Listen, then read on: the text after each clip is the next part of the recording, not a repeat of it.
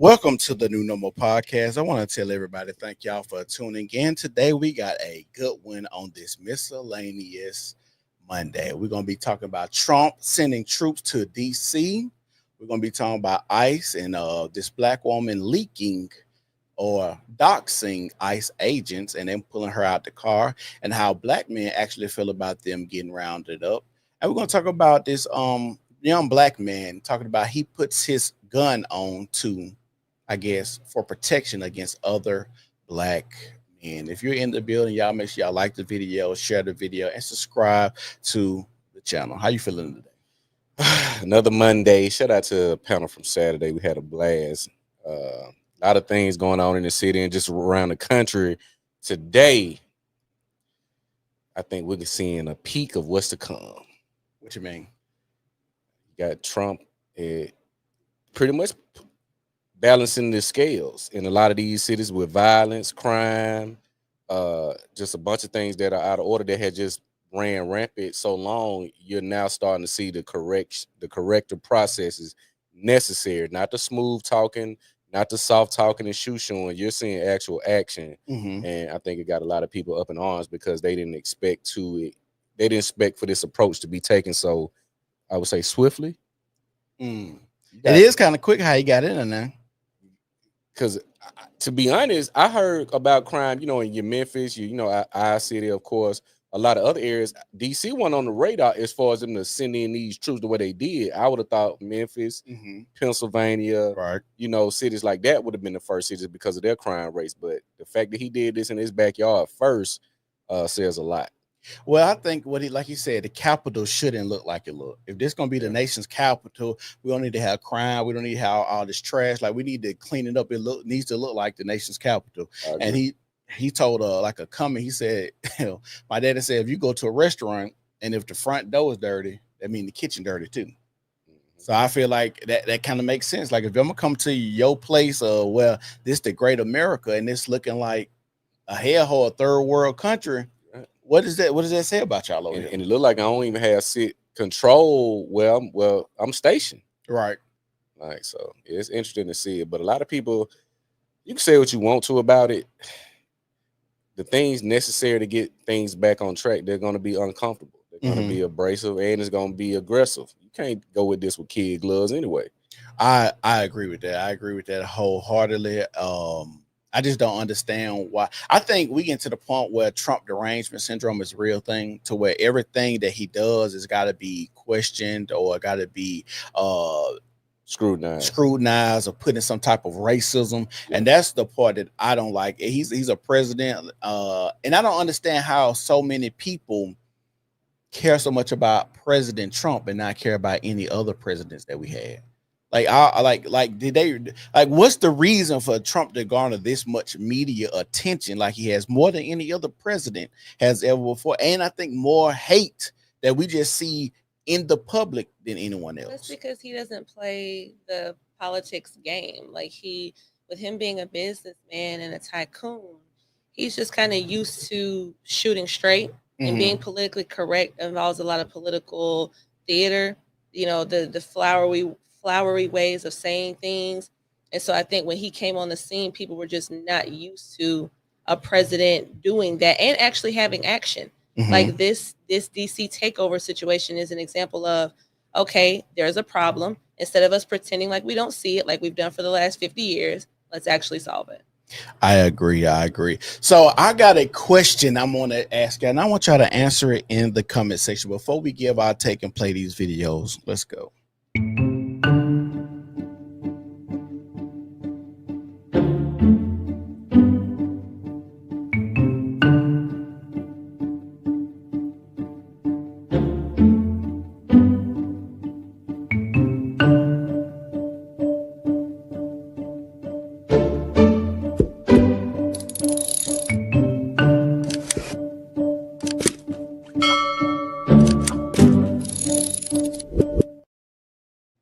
So the first video I want to get into is Spike Lee and Al Sharpton talking about DC. And the reason I want to talk about this one is because why do we listen to celebrities so much when it comes to our politics? Because they've been championed as the voice. Because if you look at they try to get that backstory of these big names to relate to the people. Oh, they like me. I'm from Crenshaw. I'm from Compton. Yeah. I'm from LA. You know, you try to find this common ground to where it makes it easier for you to believe and follow them because you in your mind, you're like them. Look at how we dress. Look at how we talk. We're using the same vocabulary. We want the same designer. We want the same lifestyle as these people that they put on this TV. Right. And it's very intoxicating to those who have no sense of identity. They know if they were to put, you know, let's say a Mexican drill rapper, a real Mexican drill rapper, like OT, Mexican OT. Yeah, like well, he's not drill, but let's say he's an artist. But let's say if he's focused straight on drilling other Mexicans, yeah, they're not gonna champion that, right? Asian. So why do you think we do it in our community? Because the culture been sold. We bought it. When they came out with Boys in the Hood, Minister Society, we bought the identification. I'm Kane, or I'm O-Dog, yeah, or you know, I'm this character. We identify with these characters in these movies, and then you look at it from the music, the characters in the movies and the rappers almost are identical. Yeah, that's very powerful. When I can get you from the visual and from the audio, I got you. Yeah, let me play this video real quick, man. Rep, as you know, this country, man, right now it's bananas, and this guy trying to take over D.C. and just weaponize these things. And I mean, he's gonna think twice to try to do that in New York, though. Then the boogie down, Harlem, Bed-Stuy, do or die. Gonna be a different kind of reaction. Oh yeah, it's gonna be very different. Let me stay there a minute. It's summer and the Republican president is mobilizing these federal agents and National Guard troops in heavily black and brown cities with black mayors. What are your thoughts on what's going on in D.C. and possibly other cities as it relates to themes that you work on? Because you've put a lot of this on the screen. It's they're weaponizing these other agencies of the United States government, and this is a scary time. And the last word of school days, my brother Lawrence Fishburne saying, "Wake up! Wake up!" And the first line of "Do the Right Thing" is Samuel Jackson saying, "Wake up! Wake up! Wake up! Wake up! Wake up!" So we need to wake up. We need to wake up. to wake up.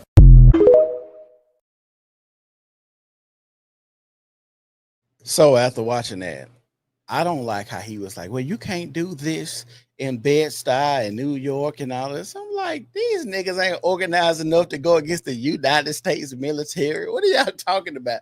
And it's kind of like sending a calling card to like, hey, y'all niggas, if they come here, y'all need to get your arms and get your guns and get your people together so y'all can go against and fight these people. It's kind of weird to do that. Well, the thing about New York, they have strict gun laws just like California. It's only a few states. Most of the relaxed states or the relaxed laws when it comes to guns are in the South. Right. You know, Texas, Florida, Alabama, Georgia, whatever. But California, New York, you're not going. What you about to do with the military? Anybody, I don't care what state they in, even in the South. What you gonna do? Y'all don't have guns up there, and y'all don't have the unity and the order and it's very confined. Mm-hmm. You ain't going on a high-speed chase in New York, right? In these boroughs, right? You got to make it to the expressway. You got to make it there. So depending on, and if you've never been to New York, Manhattan, that's very congested. It's always people, and if you're driving, you can't make right turns down there. Are they gonna let you make right turns? Can't make right turns, only left turns. Oh, damn. I don't like I don't like the concept of basically like trying to get like people to kind of like crash out, like you were just saying. I think that's weird. At the end of the day, if the United States government through the National Guard or what have you, if they try to occupy the city, it's not wise to try to fight back or push back, especially if you're talking about like all black boroughs like Brooklyn and places like that, like Harlem or what. Like that's insane. That's just not wise. And it goes again to show our older black voices. They never gave us very sound advice for how to handle issues that we were having. I agree. I don't think listen to Al Sharpton and him, especially when the DEI ended. You know, I take a gripe with that one because why would you be telling people to go to Costco's instead of having all those people say, give me $100 so we can start our own shit? It's always going back to revert back to depending on the system, the government, the quote unquote white man. So like I don't like that idea. It seemed like you kind of boot, scoot, and boogie, and you jump how high they tell you to jump. So it's crazy that we don't see you because like the last few years you was posting thirst traps in the mirror, just like the IG thoughts with your ass out and shit. I'm like, what the fuck? You lost some weight, but you look crazy with this big ass head, and now you just pop back on the scene. All of a sudden, you want to lead the Costco march and shit. Come on now, man. Our understanding of economics, because again, what you said, go shop at Costco, right? Meaning still go fund with who own Costco, right? And why is Costco? Why was that the number one choice or alternative versus Target? And Al Sharpton. I believe in anything as far as political realm, anything. I believe there should be an age and a competency cutoff, like a graduated driver's license, to where you can speak like, "Hey, Ivy, here and now." Come on, man. Right. You should not be you should not be able to be a career politician without merit and achievement. I agree.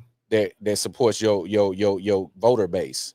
I agree. What we should do, the policies that people say they're going to run on, we should do a list of them. And everything you said you're going to do, and we should look at how many of those things you actually accomplish. And if you like 80%, then you can stay in office. If you below 80, your ass got to go. Yeah. You got to get up out of there, because this is what they do. They make all these false promises, and we believe that they're going to get in here for our best interest, not knowing that they're going to be Nancy Pelosi and be worth $400 million because now they insider trading they trying to build this building, or they trying to get in with the private prisons and stuff like that. So yeah, with the whole career politicians, we need to get rid of that. That should just be over and done with. And I agree with Jazz. Like, we got to stop listening to the people that make movies, or the people that know us enough to pull on our heartstrings to make us feel a certain type of way about these things, and not really doing anything. Because Spike Lee, I know Spike Lee for making movies and standing on the Knicks floor.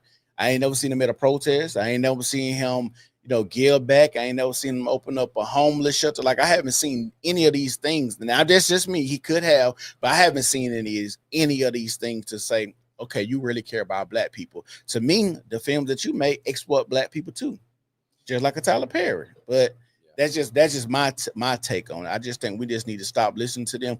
And if the military come in New York, y'all just get out their way. That's what I say. Also, like, what does people like Spike Lee and Al Sharpton, what do they actually want? Like we were talking about before the video started. If you're seeing an increase in crime and large gatherings, or like these melees with, whoever it may be, whether it's black people, Latino, whether it was white people, whoever is doing it, why wouldn't you say, let's put a stop to this? The black people's aversion to law and order is very weird to me. Like, this idea of just wanting lawlessness just because you feel like if someone does something about it and you happen to be affected by it, it's automatically anti-black or racist or whatever, which of course is like the sentiment that everyone has about this. So yeah, I agree. Let me play this next video. This video is going to be about a black woman telling everybody in DC to get their pew pew. So let me play that. Am I the only one disturbed by this video? Black people in DC, get your and take care of them police officers like they should have been taken care of 50 years ago. See, she's the type of person that you don't want in your circle. She is what we refer to as ghetto fatigue. But you love your community so much that you're trying to set them up for failure. Y'all go ahead and listen to that psycho if you want to. I'm still shocked at the fact that she had balls to get on the internet and tell people to do something that she wouldn't even do. She doesn't even realize that she's a part of the problem. You're just giving them more of a reason to go out there and enforce law and order. But seriously, did she really believe that the community would listen to her and sabotage their whole future because she's in her feelings? Yeah, she's definitely the problem to the solution. You know, the type to fight fire with fire and then act super shocked when you get burned. I'm not even gonna lie to you. I'm still shocked that she fixed her lips to say that. I'm come on now. But I'm going to leave it at that because I know no one is crazy enough to follow her advice, not even herself.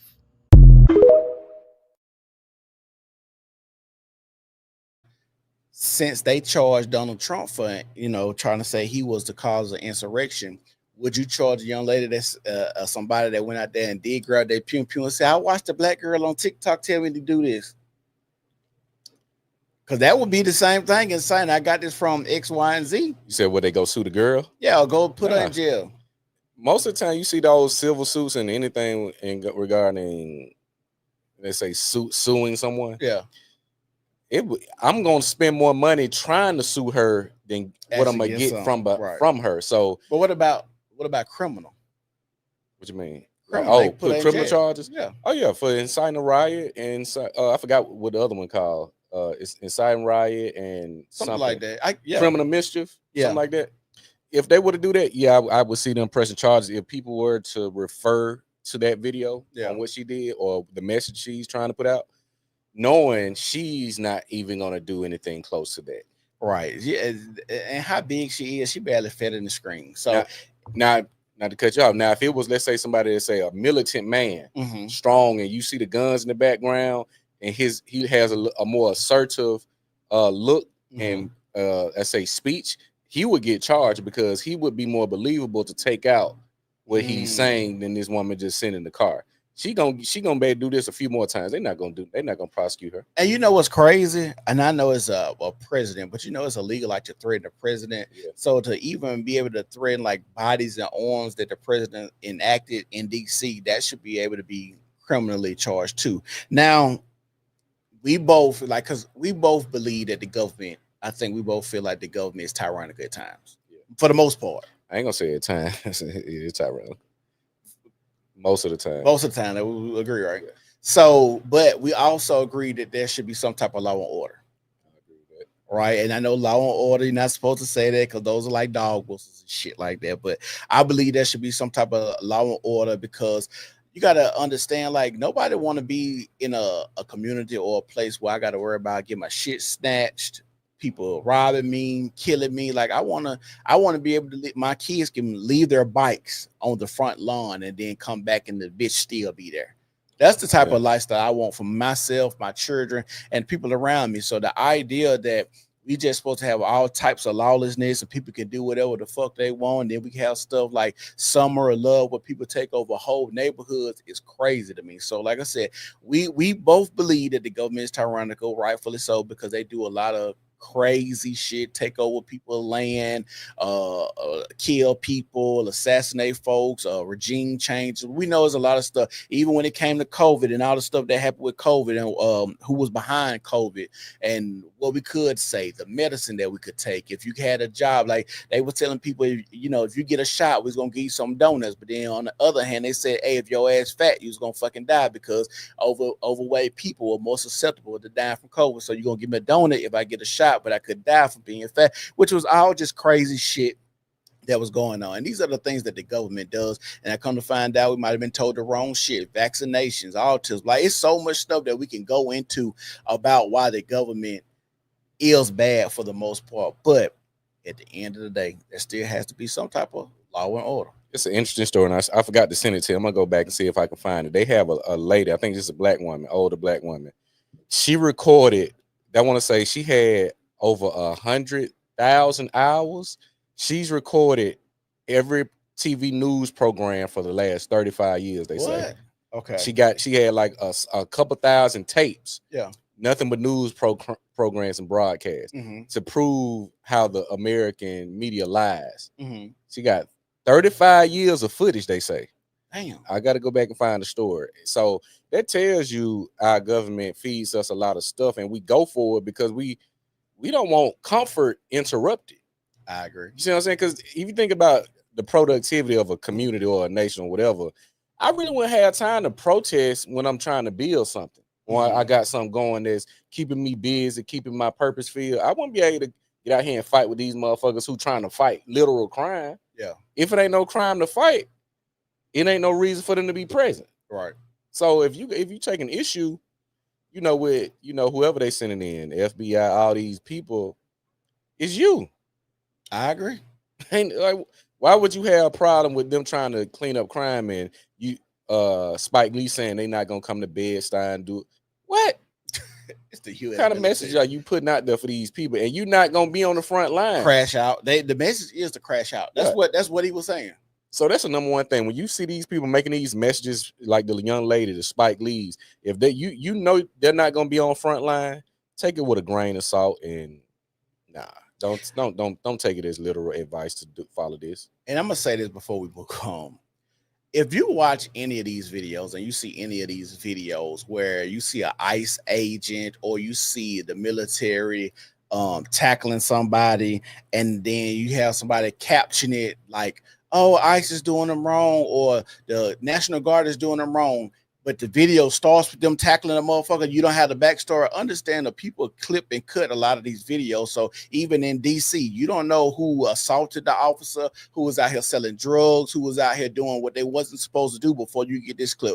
I get on Twitter or X, and then I see all of these videos, and I always start with a nigga getting slammed on the ground. It ain't no backstory, ain't no nothing. It's just a nigga getting slammed on the ground, and 20 other ICE agents or National Guard just come and jump on top of him. Like I said, ain't no backstory. So they do this to trigger you. We all know that a lot of people's attention span is very, very short. So I got to get y'all instantly. So slamming the nigga on the ground, we got to see that. We got to watch that. And then have somebody put a caption, ICE agent mistreating black woman, or ICE agent mistreating, black man, or something like that. Those are triggering things to get people emotional response up. So like excessive force used on, yeah, get your ass out. That is a real thing too. Get your ass out the way. Your ass won't get slammed like a bag of ice. Right. So you better watch out. So the next thing we about to go to, we're gonna talk about immigration, and we're just gonna talk about how people use immigration and come to our country and disrespect it. I seen a stat. They said most Muslims, when they leave their country, immigrate to non-Muslim countries, right? Mm-hmm. And they said it's, I think, 56 or 58 other Muslim countries that they could flee to, but they flee to non-Muslim countries, right? Mm-hmm. So the thing, what makes me think of why they do that is, one, to spread, Islam. Two, because they know that it's going to be oppressive as their country. So they're trying to go to another country to really not be oppressed like the women or the men in that country, especially the women. I know a lot of women, when they leave, they want to come to America so they can, put that ass on Instagram, right? So we see a lot of that. And I just think people hate America too. So when they ask about why they come here, because we've been seeing a lot of these guys, like Somalians, having these group meetings. You've been seeing that?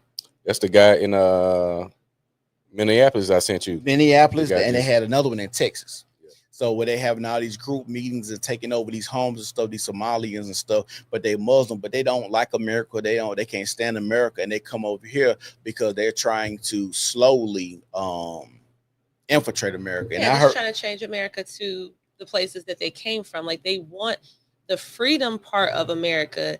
It's like you mentioned the Muslim country thing. Like, they want the freedom to practice their religion without the kind of confines and the extremism that's often present in their countries. Yeah, they kind of want to treat like Christianity. Yeah, because Muslims have a firm hierarchy set in these countries with Sharia law. That's very real, like in the Middle East. Like, they ain't playing. And let's say if you're a Muslim, you ain't got really the dictatorship. Let's say like a pastor of a church. Yeah. You still got to go up the ranks if you want to get, whatever going. So you come to America and you say, well, I'm Muslim, where I can create my own church under my own laws and rule without sending it up the ladder to get approved or to get it sanctioned. Right. And I'm going to ask you just this one question before we move on. Where is the Nation of Islam? Why you ask that? It's a question that nobody can answer. I ain't seen Nation of Islam about. And not just saying, no presence. Like, when I say them, you don't have any type of any presence, period, from the political presence, security for black people, because they have their own security company where they provide and protect whatever figure that's coming in their city or whatever.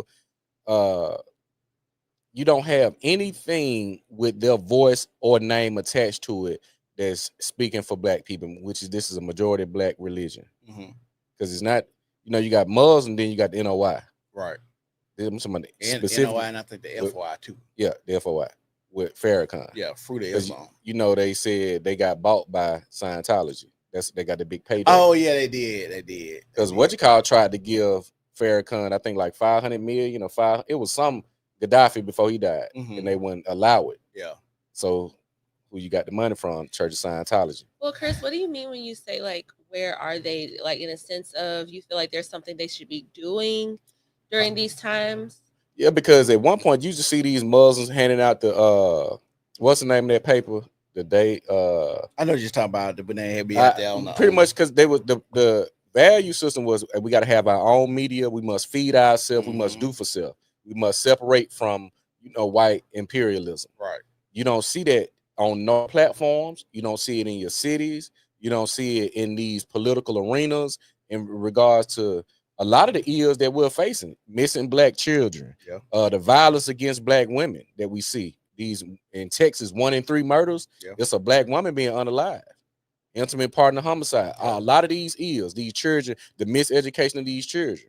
How you have all of these ills going on, but this group who's supposed to be so pro-black and have the numbers? Well, I think you get like that because when they get in bed with the Jews, when they start doing Scientology, that's a group of people that have been sold, and the money had to come from somewhere. Because you got to think, about 10 years ago, we seen a lot of Muslims, and Muslims was getting popular. You had the Malcolm dude, not Malcolm X, but there's another Malcolm guy. You had what's the tall nigga now that we see here and there with the glasses? Rizza Islam. They banned Farrakhan about 5 years ago on all social media platforms. You had a lot of known Muslims that was just coming up through the ranks and stuff like that. So, but us to not see anything, them not doing, what happened to them? What was that? They had a march every year too. On DC? Yeah, it was like a march on DC, but I knew they had it in New York. Man March? Was it the Million Man March? It was something like that, yeah. Yeah, was it the Million Man March? Yeah, I think that's what that was. It was a few years ago because we was talking about going. Yeah, I think it was something like that, Million Man March or something like that. So a lot of stuff when it comes to like the Nation of Islam, I think we passed it. And honestly, I don't think we should be looking at those type of organizations anymore. I think anything that has been here and a staple for 20 years plus, and we really ain't got no change, why would we still be depending on it? You know what I'm saying? So are you saying that anything that has that type of longevity without, let's say, results or the scrutiny, because you don't see that either. You don't see them saying, hey, get this group out of here. At any point, the government and the media can say, hey, this is a group that's radical, get rid of them, put out all this negative propaganda so people don't follow them, or you can criminalize them. Well, when I was growing up, they did have a lot of negative feedback. Yeah, that's what I was saying. Back in the day. When I was growing up, because I remember my dad talking about Farrakhan and what he was saying, and saying that he liked the Farrakhan, but it was a lot of different stuff that he was saying that was kind of like crazy, that he would say. So, and I think a lot of black people that wasn't used to black men, seeing black men talk like that, were fearful of him. So they try to just stay away because like they're thinking, hey, they're going to kill you. But how can you have a person that was talking as reckless as a Farrakhan not get murked like a Malcolm and a Martin?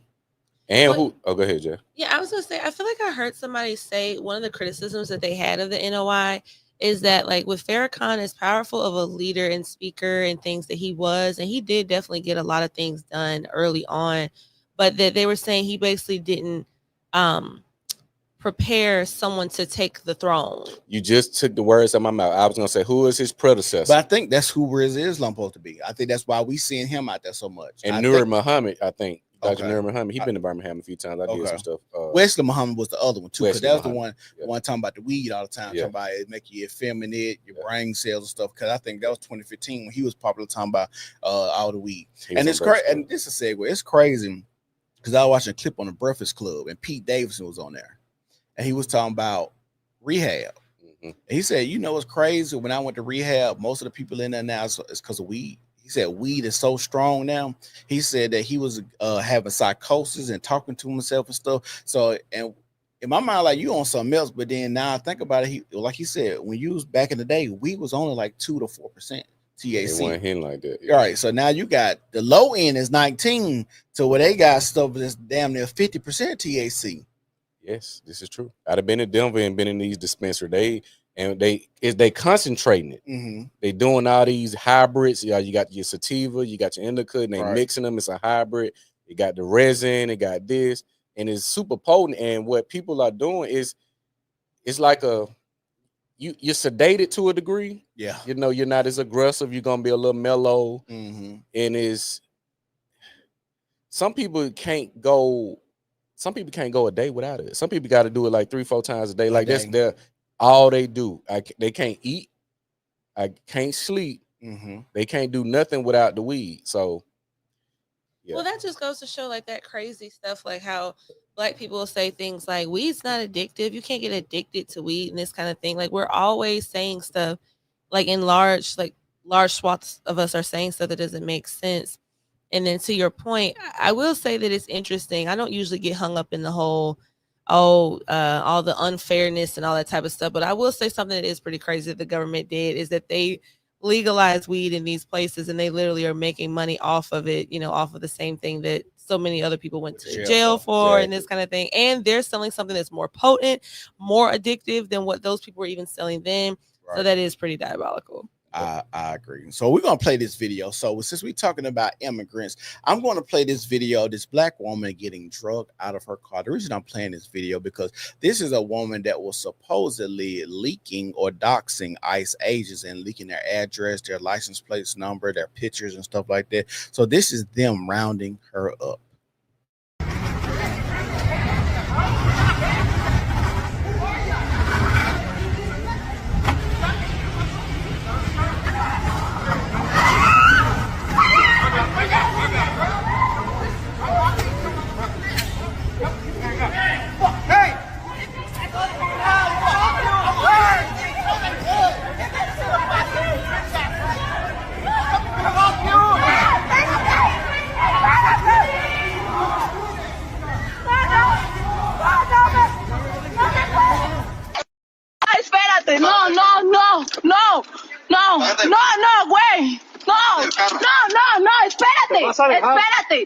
Espérate, me voy a dejar, pero espérate. Espérate, me voy a dejar, pero espérate. Espérate, me voy a dejar, pero espérate. Espérate, me voy a dejar, pero espérate. Espérate.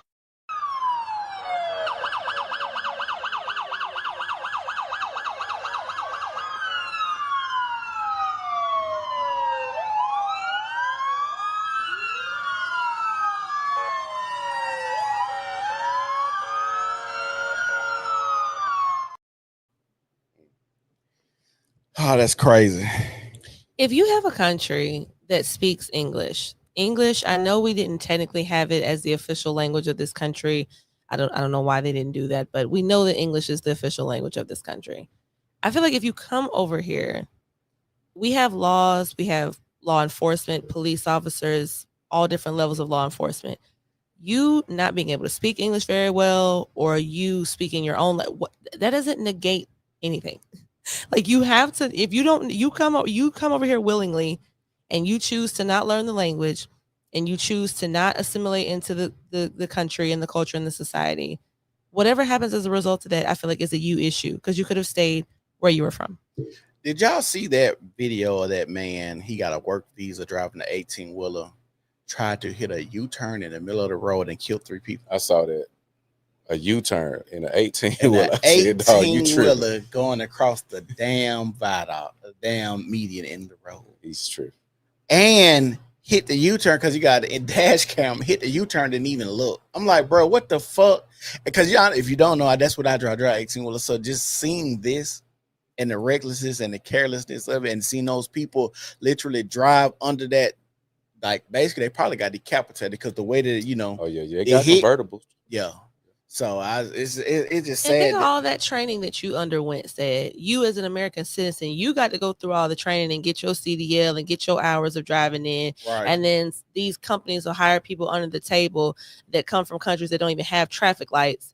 And then they get to just come and start driving some of the most dangerous vehicles, the dangerous machines on the road. Like that's insane. At any time you could be loaded to 80,000 pounds, an 80,000 pound missile just a weapon rolling down the road. We've seen videos of where ice storms and a truck will come through and knock out 20, 30 cars at one time. Just they don't stop. So when you're seeing this type of negligence and hiring these type of people, which is crazy. And like I said, it's under the table. They need to work. You could pay them a lot less, which is fucked up, but you're putting people's safety at risk. And I think even with that being said, they should scrutinize the company. Hey, did y'all vet him? Did he take a driving test when he got hired? How do y'all know what school did he get his CDL from? Or did he go to school to get a CDL? Like all these things need to be questioned because what are y'all allowing with this work visa? You got to think about how many industries we didn't talk about said that have undercut and tried to hire people for lower rate with the nurses, selling the fake licenses and they not doing a proper vetting to make sure this person can really come in here and render aid and treat patients to a degree. So this is nothing different. I did see another report where they was showing the CDL process and they was trying to get it. Well, how can I get to driving faster? So they'll leave a lot of stuff out because they feel, well, you got the basics, you good to get on this road. Yeah. But the small pieces is what gonna keep you on the road. Right. And I'm gonna say this, even going through, because I went to Belwood State to get my CDL in class, a 6 weeks class. I think that's kind of short. Because I'm gonna tell you, I think that's kind of short. And the reason I'm gonna say that, you in a class with 20 people, you might drive the actual truck. We on the yard, we drive them every day, but to actually get on the road, shifting gears, going up hills, understanding loads and shit like that, you're not driving long enough. You're not driving. You're just not, because I just think about this. Do you know most of everybody I went to school with had a wreck within the first 6 months of being out of school? That's crazy. Yep. And they hit you harder when you got a CDL when you get an accident, right? Well, it just depends on your accident. Drug testing, how you get hit, if you kill somebody, like it's a lot of layers. Like if you just tap somebody rear end, because one of the guys I went to school with, and I'm not trying to get too far, but one of the guys I went to school with, he was just making a regular turns. You know you're supposed to turn wide when you turn it. He took a whole man bump off his truck and kept going and parked this shit at the yard, and the man pulled up behind him like, hey man, you ripped my damn bump off. And he was like, oh, I didn't even feel it, because sometimes you don't, like the truck's so big and it pulls so good, you're not gonna really feel if you hit something unless you just running over some big shit or it's just really heavy. So when that happened, they fired him. Then I think about my other homeboy. He was driving and then he ran into he hit a wall trying to avoid somebody else. But you refresh out of school, so we didn't notice at the time. He hits the clutch to try to like downshift. But instead, it's better to just not hit the clutch, because when you hit the clutch, it disengages the transmission and actually makes the truck roll faster. So these are things that you don't know if you're not a seasoned driver. It's better to just, try to downshift, or, just hit the brakes and let the truck, the transmission slow the truck down itself. So these just little tidbits if you are driving and shit like that. If you about to hit somebody, never hit the clutch, because that bitch is going to just roll faster or whatnot. But the reason I'm talking about this, like I said, America is allowing a lot of bullshit to go on in our country that gotta be taken care of. The CDLs, people getting killed like that. Housing, they're talking about like how the houses are falling apart because they got a lot of these Hispanics over there. And I don't know how Hispanics get this stereotype of hard worker, because every Hispanic I ever been around been lazy as fuck. I don't know where they get that. They gonna come in there and get the Modelos. Like I used to go to gas station. It was just something I used to do on Fridays. I go to the gas station. Them motherfuckers put it up in them trucks, getting them cases of Coronas and Modelos. Right. And I'm like, they finna party. But to your point, the hard working, they not lazy. That may be true to a degree. I'm not just gonna sit up and call them lazy, but I'm not just gonna also stand on them just producing this top quality work either. Because people think they ain't doing nothing nobody else couldn't do. Right. Yeah, you think because you got it fast and this, that, okay, it still got to be quality. Right. It still got to hold up. So just because you put something together fast don't mean it's quality, and it was worth the money that I saved, because I'm gonna have to spend more to correct it. Yeah. And see, that's the thing. Like even before I started working where I work now, just being in the concrete industry, most of the time when I bag that truck up, it's gonna be some Hispanics back there, right? And they do a lot of bullshit. Like, for instance, to get in, I'm not trying to get into the weeds, but if you put too much water in concrete, it ain't that strong. Right. But it makes it easier to work with when it's wet.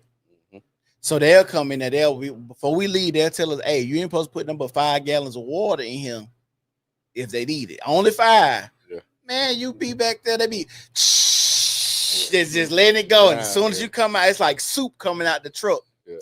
Come on now, you know this shit about to crack up. But most of the time, and like even when you get into the science, a certain amount of air got to be in the concrete. The reason they got to be a certain amount of air before with the heat when it's hot, but when it's cold, that's why you see bridges collapse, because the air don't be right. So if it's hot outside, the bridge gonna expand. If it's cold outside, it's gonna contract. So even those little tidbits of just being knowledgeable of that, they just had them Hispanics that they don't know what the hell they doing. I'm looking at them like, okay, what is that what they want to do? Because it ain't on me. As long as when they leave the truck, they accept it. It ain't on me. So we see a lot of neglect and bullshit that be going on when it comes to allowing these immigrants in here. And as a matter of fact, I'm going to play this next video for us real quick. This is the video I want to play now. And I'm going to play a black man afterwards. Talking about ICE rounding all these people up. Let's go.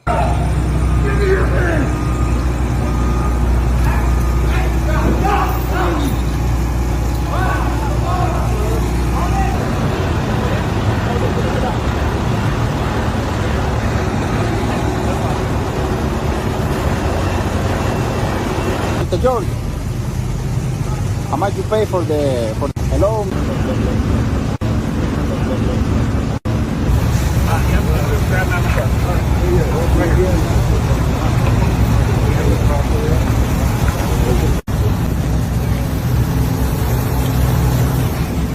The superintendent, he wants to see the warrant.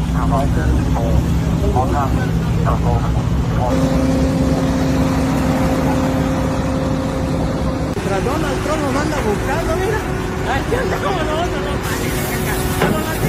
mira, aquí anda como la paila de un. And we got the concrete there.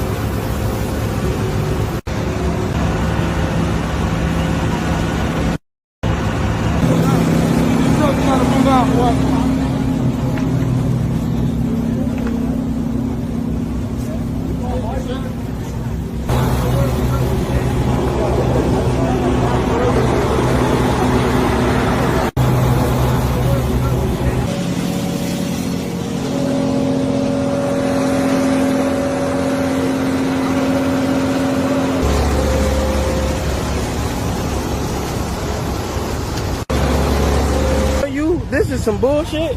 This is some. When I tell you this is some bullshit. Where was you hiding? Hey, give me something. Where was you at? Inside, back to the office. One floor above us.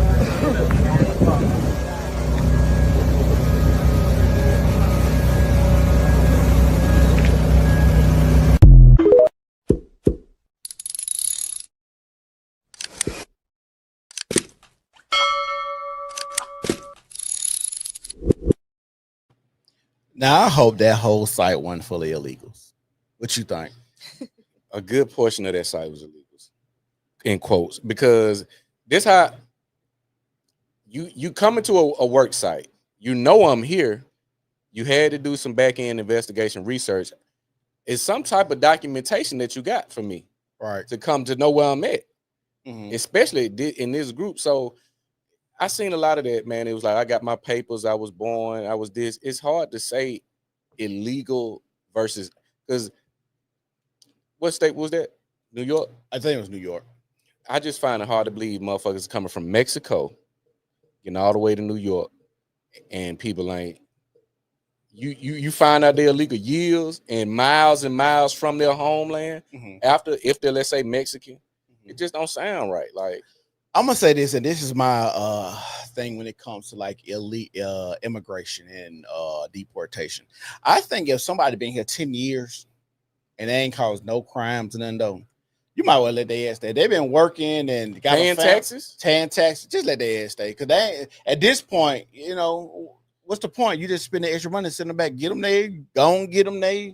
Hey, shit. But it's just to your point though, said like when you, because weren't you about to I don't want to skip ahead, but I know you're going to end up playing that video about the black man that was saying how he's glad that they're deporting a lot of these people because it's opening the jobs back up, opening up blue collar jobs again for more black males. And even though these people may not be committing like crimes and stuff, of course, we know some of them are, but like the ones that you're mentioning that may be kind of low key, at the end of the day, they're still undercutting American wages because they're getting paid under the table. They're not getting paid the same amount of money that you would have to pay an American citizen because we have rights and we have bureaus and, you know, better business bureaus, that type of thing. They do investigations. That's my whole point of saying go and get them their citizenship. So you give them, you undercut them because they're illegal. I call people when you come deport your ass. But now that you legal, you can request what everybody else make. You know what I'm saying? That's all. That's the whole point of me getting illegal because you don't want me to call the folks you and I can pay you. You can stay over here. So that's why I can pay you cheaper because you don't have your papers. But if I say, hey, you've been here 10 years, we're gonna give you your paper. You got citizenship. Now instead of $20, they got to pay you $30 on the construction site. Instead of $10, they got to pay you $20. You know what I'm saying? So now you can demand one. You ain't bent over a barrel just to have a job and just to pay your family. Because even when they talk about workplace hiring and stuff like that, a lot of times jobs will hire you when they feel like you got something to lose, like married men. A lot of these jobs want to hire married men. They got families to feed because they feel like, oh, you'll take more bullshit here because you got wife and children. And a lot of times they don't want to hire single men for these jobs because they don't have nothing to lose. Same thing with the Hispanics. Now they got something to lose. I can tell you, and you're gonna put up with bullshit. I'm gonna pay you less. Now you can go home to your wife and still feel like a man. But now, if I can say you got citizenship, you're not really undercutting. And then this way, it's still give you workers that's skilled in these fields where you ain't got a lapse in like work, and you can still hire the black men that still need jobs. Because I like that one right there, 50% of them was illegal. They probably been over 10 years. But how does that help American citizens though? Like that's just going to bring more competition for jobs. There's already job shortages. There's already, especially when it comes to like the types of jobs that make enough money to actually feed a family and that kind of thing. And then think about the immigrants who do come here legally and they go through the arduous process of naturalization. Like they wait their turn and they fill out the paperwork and they pay the fees. Like how's that fair to any of those people? Well, the thing about it is I don't think we're gonna ever be 100% fair. That's just how I look at it. Nothing's 100% fair. So we could just say we get rid of all of them, but I feel like this: if you got people in these respective fields, right? They building houses, skyscrapers, or even on the farm. They've been here 10 years. Let them go and stay on the farm because obviously they good at what they do. They've been here this long. They've been doing this job. They skilled at it. They helping the farms, and we can keep shit going in America. The other 50% of the illegals that ain't got their 10 years, those are the jobs that black men can still go get. Like, you still helping out the American citizens that are still here while still not hurting the actual economy that we got now that's already running. You get what I'm saying? So the transition period wouldn't be hard to just get people in these jobs and get them working. But I'm gonna be honest with you, I think most of the jobs that the Hispanics got now, I don't think most people want them anyway. What you think? See, that's the part, because that was also a big part of the conversation. I saw a guy was saying to what Jazz's point was, I'm undercutting these American citizens that may be looking for work. Mm-hmm. The thing is, I don't like it to where, okay, you come to get these illegals. Mm-hmm. I also got to hold the corporation to a standard. Yeah. Because you know what you're doing. Yeah. You know what you're doing. Because you know what the rate should be, and you know what you're paying, and you know how you're paying. Mm-hmm. So it shouldn't just be, I'm coming to get the illegals. Hey, who's this corporation? Who's this company? Mm-hmm. Furthermore, when you got these groups of black people or whoever disenfranchised, there should be some incentive to band together and say, hey, well, because I got to go through me creating the job or a small company would be the same or a similar process is going to apply for this person. They just got a little bit more skin in the game, a little bit more resource and structure. The whole waiting around to get hired thing to me, I don't believe in. Mm-hmm. Because if you're waiting to get a job, you're going to be waiting a long time. In the event that a lot of these jobs that you want to, you know, that pay the wage that you're looking for, mm-hmm. say, we ain't hiring nobody right now. We got a hire freeze for 2 years. We got everybody we need for the next 2-3 years. Yeah. So you're going to be waiting. So the hurry up and wait, that's not a plan. So if you know you want to get into this or you're trying to get it, stop waiting and create it. Yeah. Okay, I see you're not servicing this. We need to band together. It's 25 people out here protesting with me. Hey, let's go to the library. Let's go do this. Now I know that's a tall order to fill, but that's just some of the approach I would think are the approaches that I would think should be used, because we just talked about this.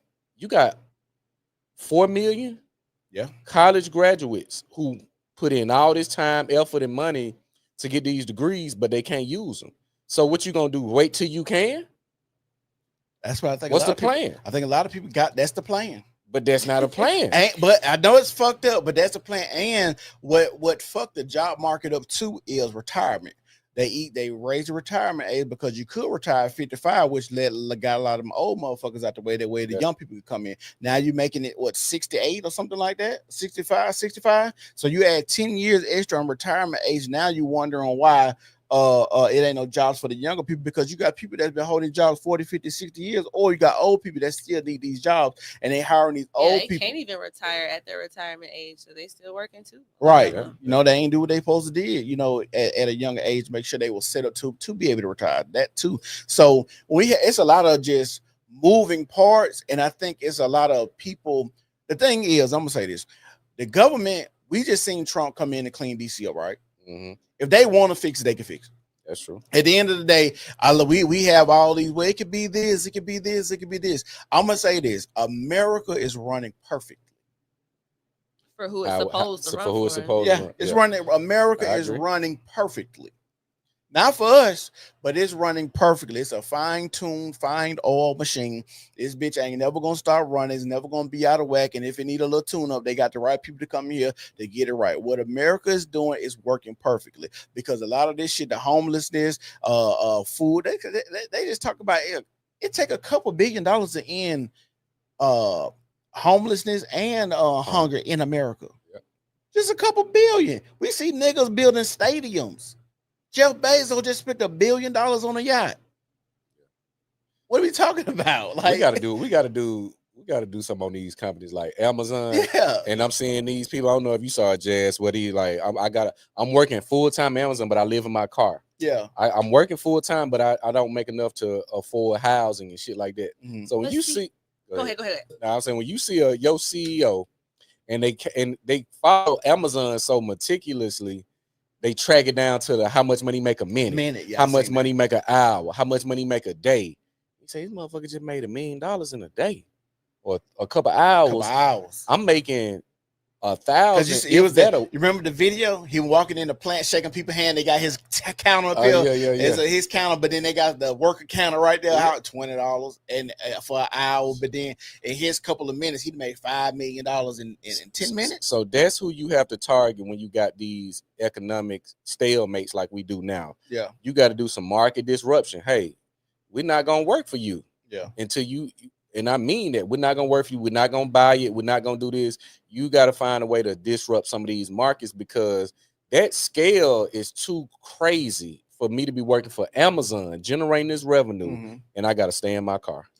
The thing is, though, it's like that becomes tricky, though, because it's like, I obviously don't believe in socialism at all or anything like that.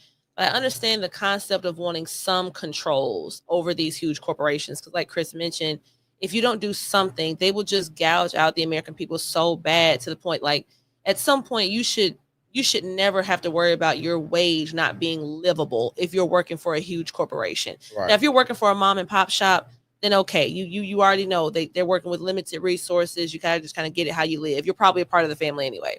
But me working for a megalith like Amazon or Walmart or, places like that, there's no reason those people should be hurting for anything. But I think that the immigration part plays a role in that, because if you have too many people in this country, period, think about just the influx of people, period, whether they were Latino, Eastern European, whatever. If there's just too many people here, we all know how supply and demand works. There's just not enough supply for the demand of people here. It's the reason why we don't have enough houses. There's just not enough houses to accommodate for the amount of people we have in this country now. And if 10 million of those people aren't even supposed to be here anyway, then perhaps we need to look into getting them back where they need to be. Because at the end of the day, the people who have a birthright here, especially Black people, it's like, no, we've gone through the most of any group that's here. So I don't need to be to a point where I can't buy a house because there's an influx of Latino people from Venezuela. You know what I'm saying? Like, I need to be able to buy a house. So what I'm gonna say this, I can agree partially, but I say this. By the time they get them 10 million motherfuckers out here, 2030 gonna be here, and they still gonna be to replace 30% of the job market with AI. Like I said, AI and already Amazon and showed us they people don't understand how crazy this is. They have AI pallet jacks. I ain't got a bitch with a BBL pushing a pallet jack no more. Ain't no calling off, vacation time, PTO. What?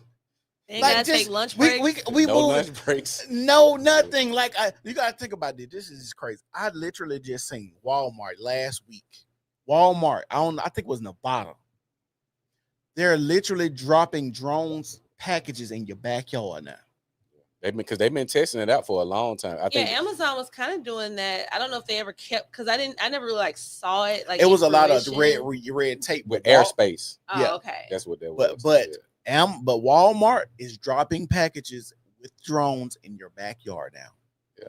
But then, y'all, ain't this so crazy though? Because I hate to sound so middle of the fence, but as much as I hate, and I do mean hate, the idea of AI taking over human jobs, that is crazy. Like, human capital should always be, at the top and at the forefront, because the country is made of human beings. But when you talk about Walmart especially, let's not pretend like we have not entered a Walmart in the last 10, 15 years and have seen the people in there doing nothing. The store looks a mess. You don't get any customer service. It's like people are not really doing a good job of vying for their positions for these. I was about to say that. I was about to say they don't act like they want the jobs. And that's a true thing too. That's a thing.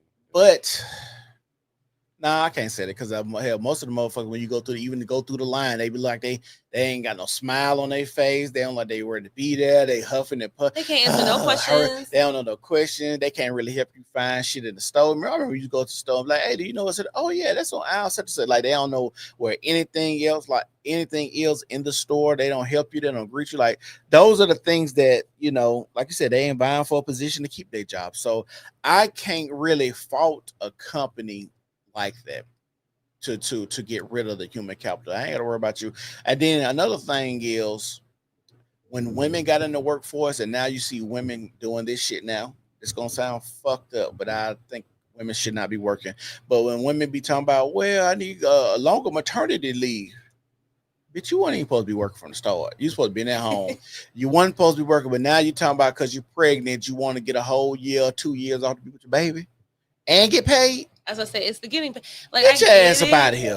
But that money comes from somewhere. Like, I don't think people understand any type of social welfare, whether it's some sort of leave that someone is taking, or if it's like benefit, like some sort of like SNAP, all that comes from somebody else. Someone is paying for that. It's not free. Right. I don't mind the concept of us kind of helping to take care of each other. And I do definitely work the type of job where we have great benefits. So I know whenever I have a baby, I will have maternity leave. But I could understand the concept of some companies looking into that. Or like, it's like, look, we can't afford to pay you for 6 months and you're just not even here. Like, you're not even producing anything. Right. Wasn't that the whole thing when Elon Musk paying for women when they first overturned the Roe versus Wade for women to get abortions? Amazon? Oh shoot, I don't know. Oh, to my funding. Yeah, funding for the abortions, because he wanted their ass to be on that assembly line. Yeah. I ready to go. Yeah, go ahead, and I'm gonna fund this 400 because you work for to be over here putting these motherfucking tires on these cars. Come on now. So that's the sad part about everything. Everything is about the almighty dollar. It ain't about human life. It ain't about the the blood, sweat, and equity that people have put into these companies. When I seen Yellow Company, it's a trucking company. Shit, damn near 100-year-old trucking company. And that, you remember that? I think we might have talked about that black man in there crying because they took their pension. Oh, took the pension. Yeah. He worked there 30 years. He cried. He said, I don't know why y'all ain't upset. I don't understand why y'all ain't tearing shit up. It's like, bro, like, these companies don't care about you. And once more people, I think another thing why AI is coming in fast like it is, because I think a lot of people are understanding, hey, these companies don't care about you. So they treat it lackadaisical. They treat it, and then it's kind of hard for me to be at a job too. Because the world we live in today, you see a Kai Cenat get behind a camera or in front of a camera for 5 hours, twiddling his thumbs and making jokes with his friends and being a multimillionaire. It's kind of, and people see that all the time. Like social media is in your face all the time. You see people living these lavish lives, retiring early, retiring their parents. That I watched the interview, an OnlyFans model. I think her name is Sophie something. She's one of the ones that makes the big bucks. 43 million. Yeah, she retired her parents or whatever. And it's like, when you see that, if you don't have morals, a very, very strong moral compass, you are going to say, F a job. I'm finna go get naked on OnlyFans and I'm finna go make me $1 million. I'm gonna be honest with you. I don't see nothing wrong with it. The only thing as far as that is the psychological aspect of it. If a woman, because if you, let's say you got big titties, big ass, and niggas will pay to look at it. Like this is how I look at it. I didn't work jobs that I fucking hate. I done got up, went in there and hubble and grinded on the rock, and the bitch done down there broke my hand. That's what I done did to just make money. And people would look at me and tell me, "Oh, that's a good hard days of work, and that is smart." But I see this bitch on Instagram for 15 seconds, just in the mirror playing and do a little shake, and she making a couple grand. Or let's say Sophie did make $43 million. Let's say that's a real thing, right? I can't really blame her. Like, you're having sex now, like I said, the psychological backlash of it may not be the best, but hell, we all dealing with some shit at the end of the day. You might as well be rich and deal with it. You can work your problems out in therapy a little bit later on. I don't know. I'm just saying, if I got the assets, why not put them on camera? Because people are gonna judge you, talk about you anyway. But at least you're able to do what you want to do, go where you want to go. You ain't got to get up and be worried about stressful jobs you hate. You do what you want to do when you want to do it. Now, do I think Sophie made $43 million? Because I know it went viral because she said, I think I almost made more money than LeBron last year. Mm-hmm. Let me say this. You're a dumb fuck if you believe that girl made $43 million. Why? They got the tracker. Let me ask y'all. Let me ask y'all this. Before that, did you know who she was? No. Did you know who she was? Okay, so when they said people like Bad Baby made 50, you know who Bad Baby was, right? Yeah. Catch Me Outside, but how we know her? Because she got famous off Dr. Phil and then started doing the rapping and being around the rappers, and she was underage, and that was the whole thing about her, like her being underage. I'm gonna put this on here, and I'm gonna make this money. Y'all see, that was 2-3 years ago. Y'all ain't seen Bad Baby come out talking about, hey, I made $50 million this year. I think she's making, because now I couldn't say for sure, but I guess to your point, I get what you're saying. This was a no-name person. She was honest in saying that she got taxed like hell. So she didn't see 43 million. She probably saw like 20. I'm talking about what she made. Did you see it? Oh, see, the take home is different from what I'm not worried what she take home. If she made it, but did you see it? Well, of course we didn't. Okay. But I'm saying the reason why I would believe it is because, first of all, she's not the only person that has attested to making this type of money. The one girl from Casey Undercover, so put it this way. Remember Black China said she had made 200 million, then it came out it was a lie? Well, the thing with them is it was, I know you told me it was her, and there was another one. They actually showed it. They showed the year-to-date earnings because it keep track of that. Yeah. So that's the only people I would see, because it was the other guy. I was like, he making this? The dude, Jimmy Smacks. And he was showing shit. He made like 141 month. 140,000, and this just off this one including the tips, so it keep you track. But hold on, that's how long? What, 1 month? Yeah. Okay. See, that makes sense because 150K a month. Now this is a guy, but this is a guy who 100. Really 100. This ain't. It's like 2 million. But he wasn't popular. He wasn't. I get what you're saying, but the reason I said that makes sense is because I just think about like streamer numbers. Yeah, this like years ago too. Even YouTube that had before, like we on YouTube now, we don't make what they was making 6-7 years ago on YouTube. They was making crazy bank on YouTube. And all this shit that went down. So because the market's saturated though, because there's way more people doing this now. That's the OnlyFans thing will probably end up happening like that too eventually. But to your point, when you say you don't see nothing wrong with it, and I get what you're saying. Of course, I see something wrong with it. But the reason why I do is more so, it's less about the women as individuals and more about the social implications. Because I know I have a psychology degree, and I'm sure a lot of you guys know this about this too. The effects that porn and pornographic images has on the brain, on your psyche, on how you view reality, your dopamine, your pleasure receptors, all that type of stuff.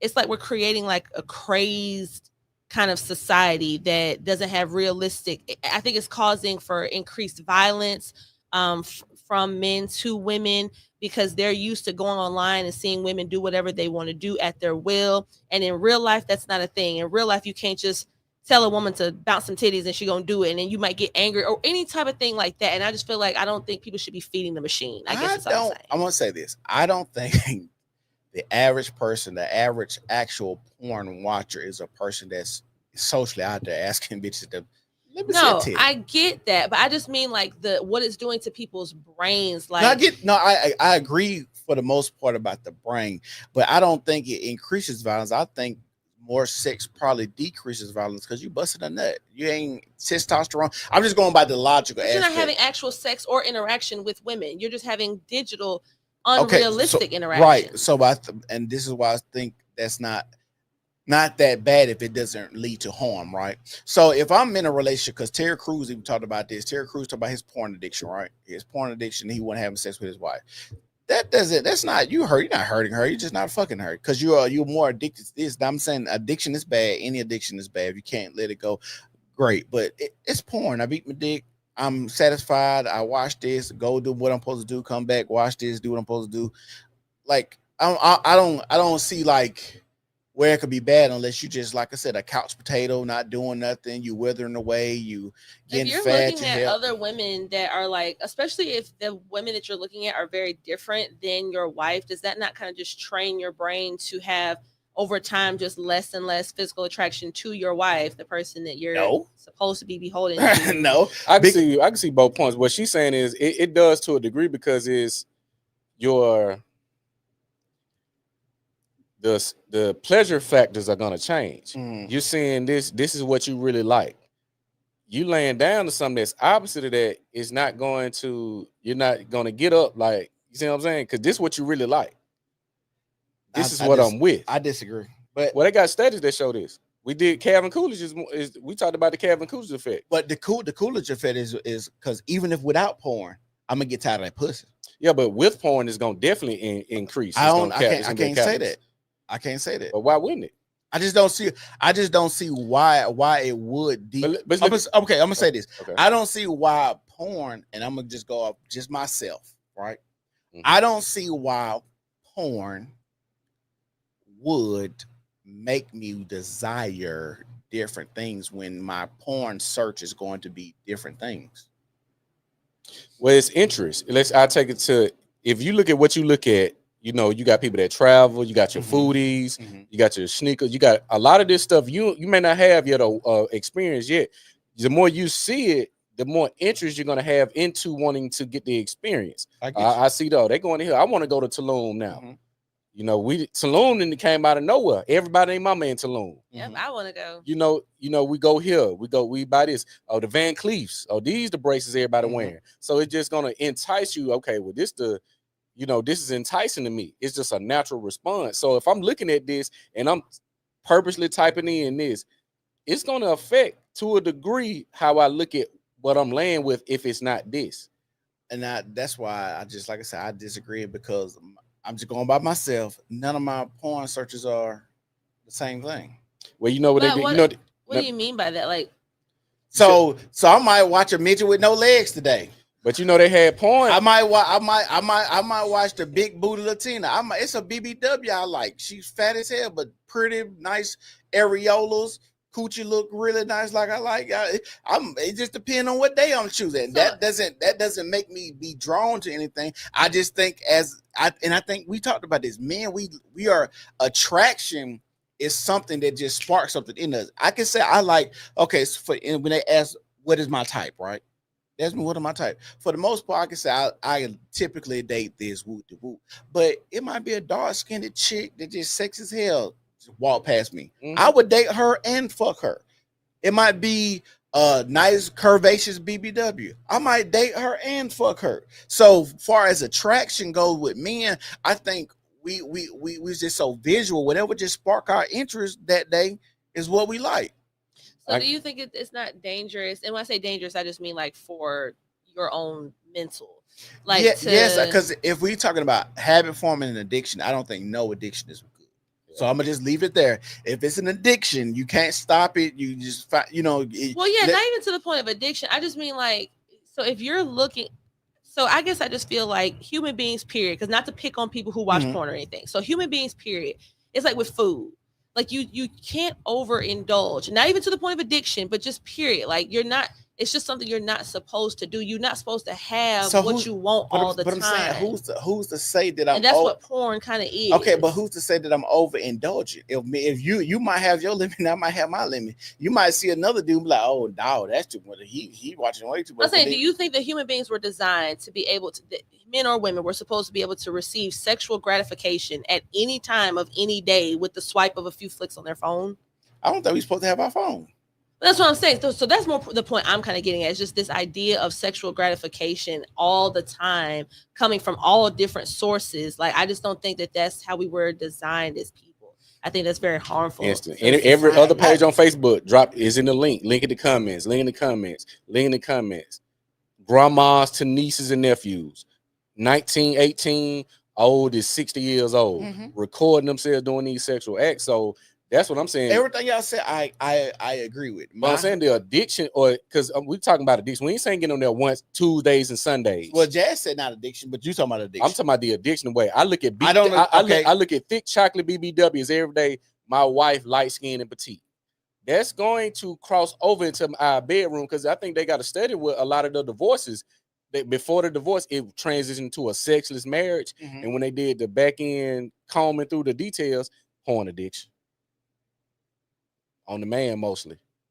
But hold on, I don't know. I gotta watch this. I gotta go back and look at the study. But they had a porn addiction was fueled and brought up in a lot of these divorce proceedings. And the thing about it is, if they say porn addiction, is it a porn addiction because I'm not fucking my wife, or is it a porn addiction because I'm looking at different things other than my wife? Because then we get into different caveats. They were saying addiction because the amount, because this is before it went digital all the way. They were saying the amount of physical porn, so that's what DVDs, tapes, etc. So the point both of y'all are trying to say is, if I watch this, I'm not gonna be attracted to who I'm at home with. So if you say porn addiction, does it say porn addiction because I'm looking at something that looks different than my wife, or I just got a porn addiction? Because most people, and I think you would attest to this, you probably have a different search on, like if you had saved videos, it'd be different looking chicks, wouldn't it? For the most part, it'll be different, but it's gonna be similar in style. Yeah, but I'm saying you're an anomaly. But I'm saying majority, because they did a certain. The reason I say I don't think that, because I have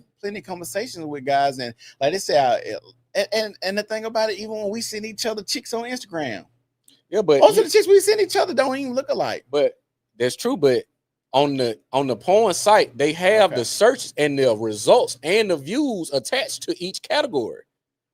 It shows you what's the most search. It shows you what's trending. But hold on, that doesn't matter when it comes to the individual person, though. I get it. Some categories are more popular, but if I'm a person that like midgets with no legs, But I'm saying if let's say I got an ice cream truck, I got chocolate, vanilla, strawberry, and I said, man, what flavor most of your customers go? I say 10,000 chocolates a day. Yeah, I say 3,000 to 2,000 strawberry and vanilla. I agree. I could say, well, chocolate, it's the most sought after. And I wouldn't be able to segment and say, well, it's the women buying the chocolate versus the men. You see what I'm saying? It's gonna be hard to differentiate that. But what we can all agree to is that some topics or some styles of pornography are way more popular than others, meaning it's more desired on a mass scale. I agree. Versus the one-off, oh, them motherfuckers like midgets on a wheelchair. Okay, that may be a category, but that's not a general taste. That's if I was to open up a restaurant, what am I gonna put on my menu? And I agree, but even if, let's say, you got a top 5 category with both all of them, most of them, I don't think those category of top 5 are going to deviate far as what people like to see, right? Yeah. And so even when, like I said, when we send each other chicks on Instagram, we might send each other a thick Asian a day, a red, thick ass BBW, a bitch with some pretty lips and some dimples, so a bitch with some locks or something. Like we're sending each other bad bitches, but they all kind of look the shape different. She's a BBW, she's slim, thick, she the gym body, she got the ass with the big old ass. Yeah. Like we like variety. I'm not gonna knock that. I think, said to your point, one of the reasons why I think, because we've had this conversation before and we always like, I wouldn't say bump heads, but it's never the same conclusion that we reach. I think you're saying something that's the same as what I'm saying, but from an opposite lens. I feel like if men are always telling us that monogamy is not natural for y'all, the concept of being with one woman for the rest of your life, only having sex with one woman does not come naturally. Why would you feed your already present desires to, you know what I'm saying, to be with other women? Let me flip this on you then. How about I'm using porn to prevent yourself from cheating?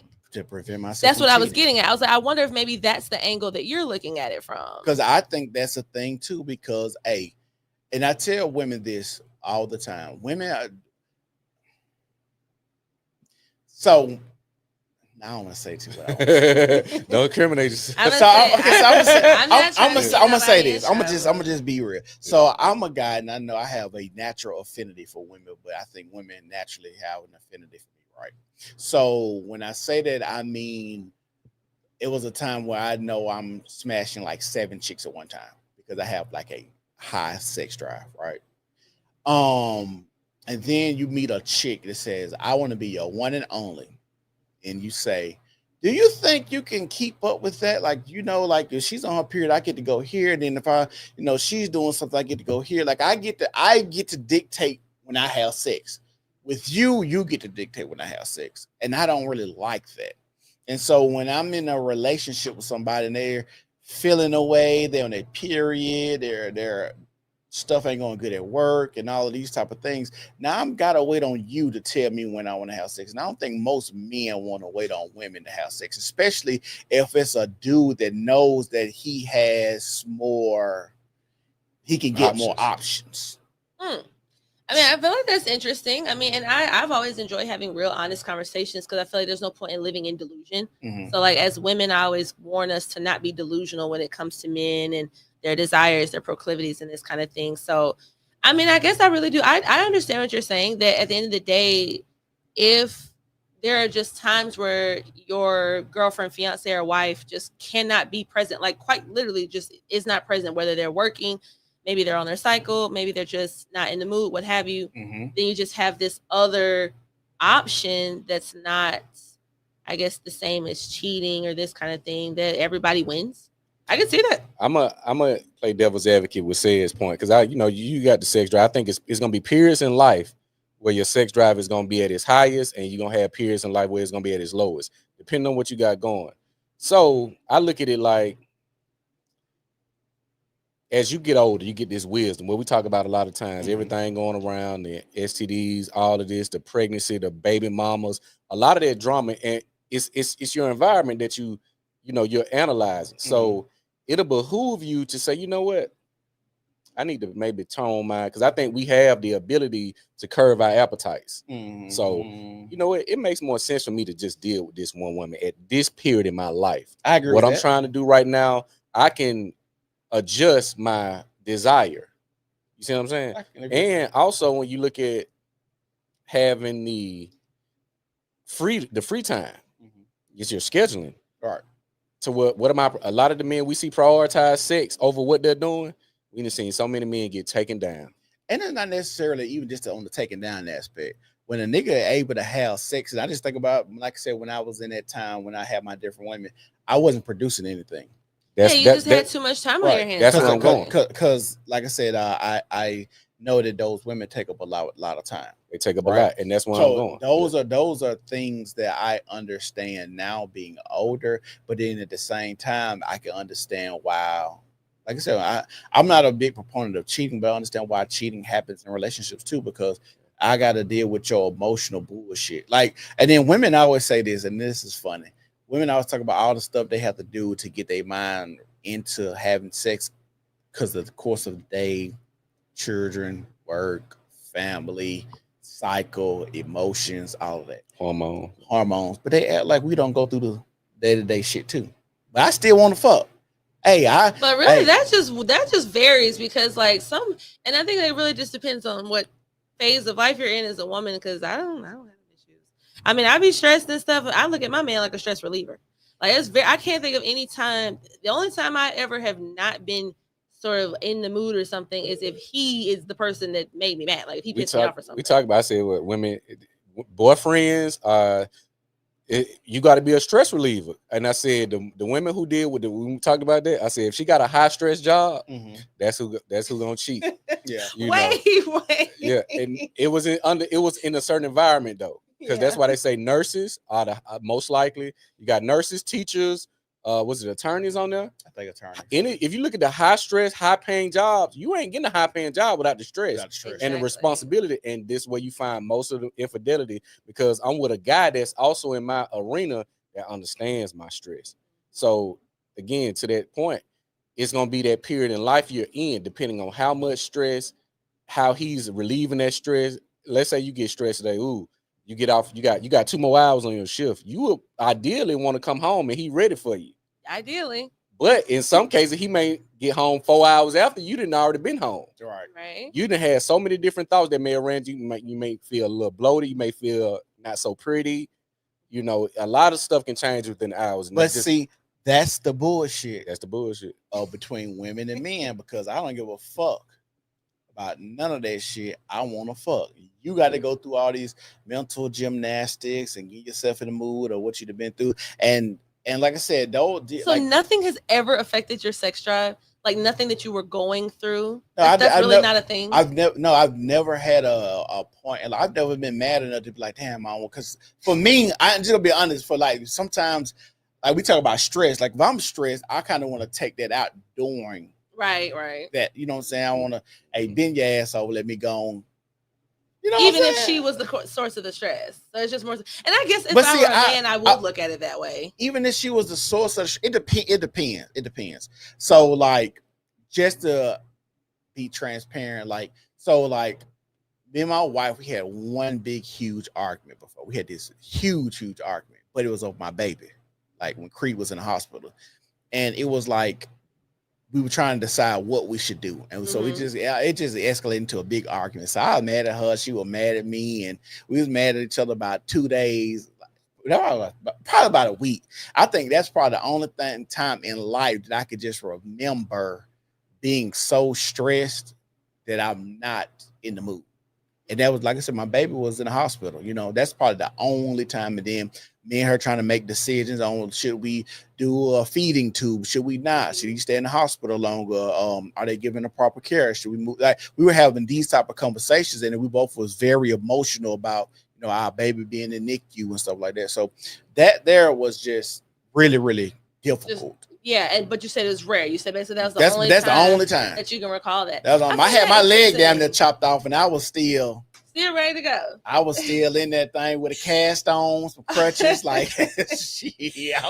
I was ready. So I just think for me, I listen to other men have these same gripes about women. Then they be like, well, you know, I got me a little friend now, whoop the whoop, because my wife ain't doing what she used to do and all of this type of stuff. And I think personally, this is what I believe. I think a lot of women actually, they don't want to know, but I think some women get to the point where I would actually prefer you go get a little friend.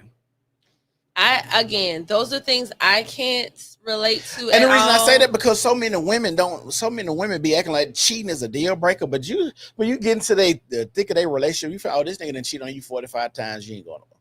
Now, if that's just the type of woman you are, then yeah, like if you. I will say, in my experience, the only type of women that I know that don't care about their man cheating on them are also themselves cheating, and they just in a sham marriage, period. But I think it's very seldom that I see that women are faithful to their man and just don't care if he's effing off on them, because it's like, first of all, of course, the obvious that you just don't want your man doing that. Like no woman wants to feel like her man is giving something to another woman, period. Anything. Like, I don't even want you buying a whole lunch. Like, I will, if I found out my boyfriend bought a girl lunch at his job, I would literally spaz out on him. She's spazzing out? Yeah, I'm crashing out. Yeah. I'm saying, what if she bought him lunch? No, if she bought him lunch, I wouldn't expect him to turn it down, because I feel like that would be rude, and I don't want him to be like rude, because then that's weird too. But I would tell him, just let her know, my girl packs my lunch. My girl sent some lunch for me next time. You know what I'm saying? That kind of thing. But yeah, don't be buying no whole lunch. But also because it's just so much tied into it. Like there's outside kids that could come available, STDs. this hoe could come to my house and harm me. But see, yeah, she could. But I think that's when you have to be able to have real conversations with the person that you're with. Like, baby, you ain't popping that pussy. Like, oh, you definitely need to have the conversation. If you don't have the conversation, you are a POS. I'm just gonna be real. I really do think a lot of women would be okay with it because, like, if you a lame nigga, it's like you really can't do that. You can't have the conversation. But if you a nigga that know you can get bitches, like, it's what you're saying is the biggest mind play, and this is what I've been talking about this for years. Women know how to pick a boyfriend. Yes. That's what I know for a fact. And the reasons why she picked him ain't the reasons that he think he got picked. Yeah. He don't know no better. So again, rest in peace to the coach. If you look at the guy, the shooter, he got a picture with her shirt with her face. Her face all on the shirt. She ain't pick him not knowing this would be a possibility of him expressing his attraction or love for her. You see what I'm saying? So when I see these boyfriend girlfriend dynamics, even a lot of the marriage dynamics, the guy that these chicks choose to settle down with, in a lot of cases, is not the guy that they truly desire. And we talked about the two main things that women predicate relationships on: sex and money. And both of those encompass a lot of things: my emotional state, how valued I feel in a relationship, what are you doing to me sexually, how much money are you spending on me. All of their things that they have on these micro lists is gonna fall within the money and sex category. It's not gonna be anything outside of that. Yeah, like I said, I think the conversation can be had. It would just be crazy. Like if the refrigerator empty, I gotta go get some food. I just think my final point with it is just that, because I can't even imagine how we got onto this. Like, I keep trying to think, how could we possibly have gotten onto this? I have no idea. But I guess my final point is, of course, I will never condone cheating. That's just me. I think there's just other ways to go about things. If you're not happy in a relationship, then you need to just leave. There's somebody that can scratch an itch for you. I don't need to be the casualty for it, though. I don't need to be a casualty for you feeling like you're not getting something that you need. Because what makes you think you feel all of your wife's needs all the time? What makes you think that you do everything she needs you to do all the time? I'm gonna say this: sex is a baseline thing. So are other things. No. You think sex is the only baseline? Hold on. If your boyfriend wasn't fucking you good, y'all would not be together. I would just teach him how to do better, or just let him eat me out. No. I don't know about that one, Jazz. Listen, I wouldn't date him. Like I'm saying, like, to Chris's point, you choose who you choose people for certain reasons. Like, I wouldn't be with somebody that I didn't get a sexual gratification from, unless I was just choosing to abstain from sex until marriage. And that's not the case for me. So I chose somebody with whom I have great sexual chemistry. Exactly. So my point.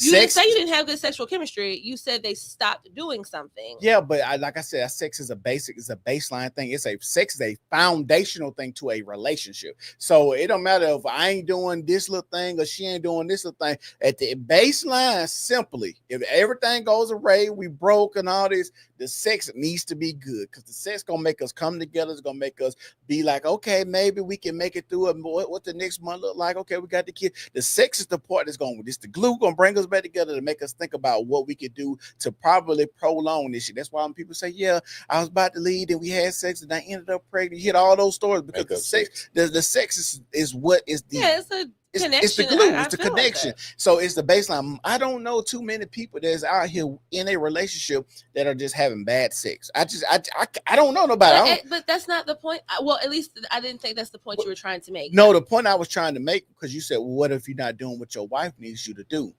That's to me is a moot point when we both are here because of sex. That's our foundation is sex. So what are you saying that? Because I didn't wash the car good, or because I don't talk to you a certain type of way, but the sex is good. No, so I'm not talking about fickle things like that. I'm talking about things I'm just using those. I understand, but I mean, I'm talking about something like protection. anything like that. Yes, like so how a burglar coming down.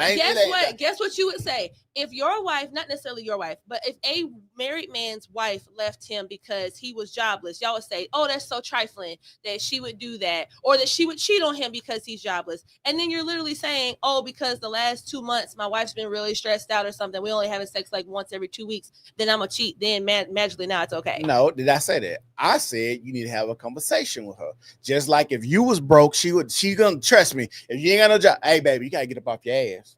You don't think she gonna come have that conversation with you? Yeah. Okay, so just like you, she gonna have a conversation about that money. Hey baby, you need to get up off your ass. It's been 2-3 months. I don't know what you're dealing with. And this gonna sound fucked up. Even if you just had a baby, you're dealing with postpartum. Hey, it's been 3 months. You need to figure out what the fuck going on.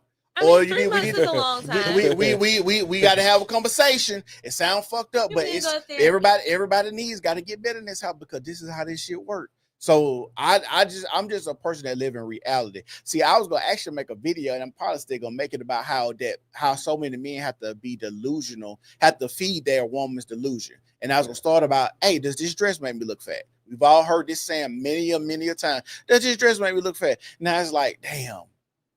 Bitch, I was looking to have a good night. Now I gotta think, do I want to get some pussy tonight, or do I want to have an argument for 2 fucking weeks because you know you look fat as hell in this motherfucking dress? Because if you didn't look fat, you wouldn't ask me. So now I gotta tell you look pretty, so when we come home, I can still get some ass. You gotta play that goddamn. The fuck, I don't want to be delusional with you. Man, I'm just letting you know that women do stuff like that too, man. We feed y'all ego and stuff too. Oh yeah, women do that. Man, I'm gonna tell you something. This is some real shit. I don't think women are good at feeding men's ego. I just don't. Maybe you ain't met somebody that care enough to try to do it. Because I'm asking Jay before we close out today. Do you think women or men cheat the most? Who cheat the most between?